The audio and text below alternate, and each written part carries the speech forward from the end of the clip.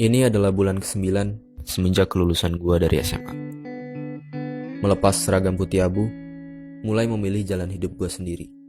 Mau lanjut kuliah, kerja, atau gap year.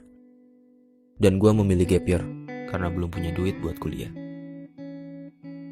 Teman-teman gua kebanyakan pada lanjut kuliah.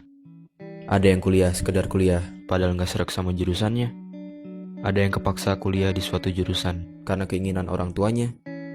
Ada juga yang benar-benar tahu tujuan hidupnya kemana, berjuang mati-matian, dan sekarang berhasil masuk ke kampus impiannya. Sebagian teman gue yang lain ada yang milih kerja. Ada yang sekarang udah kerja di bank, tiap hari snapgramnya ngitungin duit orang. Ada yang gak sengaja ketemu di minimarket, rupanya sekarang dia jadi pelayan tokonya. Ada juga teman-teman gue yang memilih jadi abdi negara, dan sekarang kalau kemana-mana, mereka pakai seragam yang keren-keren.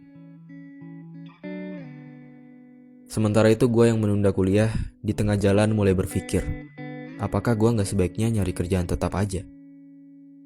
Karena menunda kuliah ternyata gak semudah yang dibayangkan.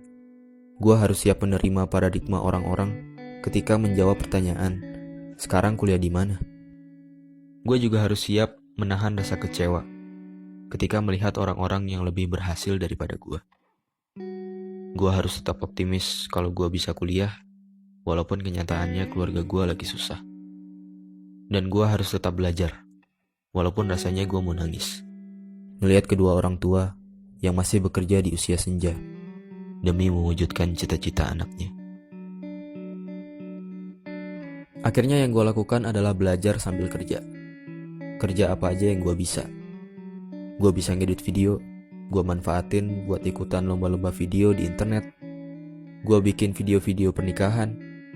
Gue juga jadi freelancer, ngerjain tugas kuliah orang-orang. Dan dari usaha-usaha itu, gue dapet hasil yang lumayan. Ya, meskipun hasilnya gak pernah terkumpul buat biaya kuliah dan selalu habis buat kebutuhan rumah. Tapi gue bersyukur, seenggaknya letih yang orang tua gue rasakan, sekarang bebannya telah berkurang. Dan keringat yang bercucuran kini berganti dengan senyuman. Kehidupan setelah SMA membuka mata gue bahwa hidup sejatinya adalah seni memilih. Memilih mana yang mendingan. Karena pilihan apapun yang akan kita ambil, ingatlah bahwa tidak ada pilihan yang benar-benar sempurna. Mereka yang kuliah pernah bilang, enak ya, dia udah kerja, udah bisa jajan pakai duit sendiri. Mereka yang udah kerja juga pernah bilang, enak ya yang nunda kuliah, bisa nyantai-nyantai di rumah. Sedangkan mereka yang menunda kuliah bertanya-tanya, kapan ya gue bisa kuliah? Bisa gak ya gue keterima kerja?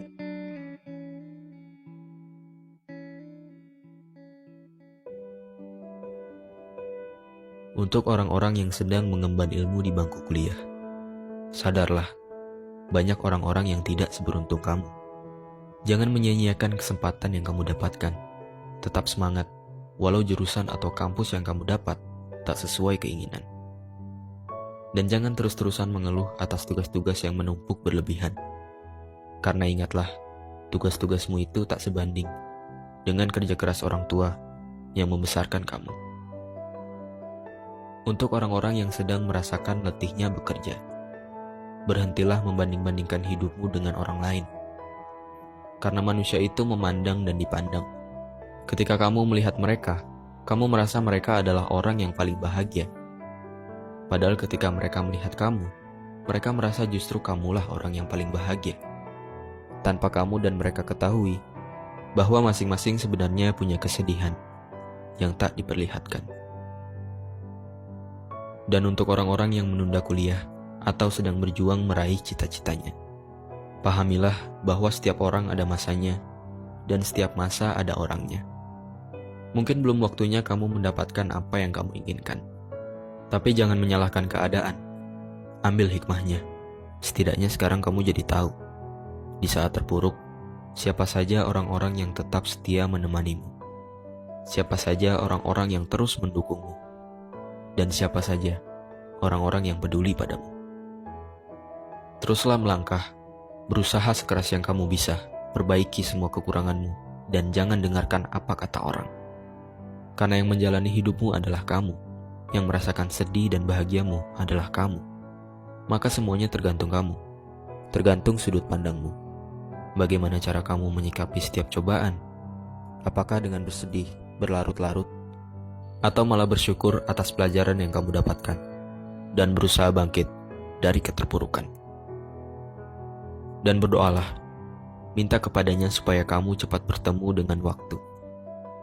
Waktu yang tepat di saat impianmu terwujud, waktu yang indah di saat kebahagiaan menyertaimu, dan waktu yang sempurna di saat ayah dan ibu berkata, "Kami bangga padamu."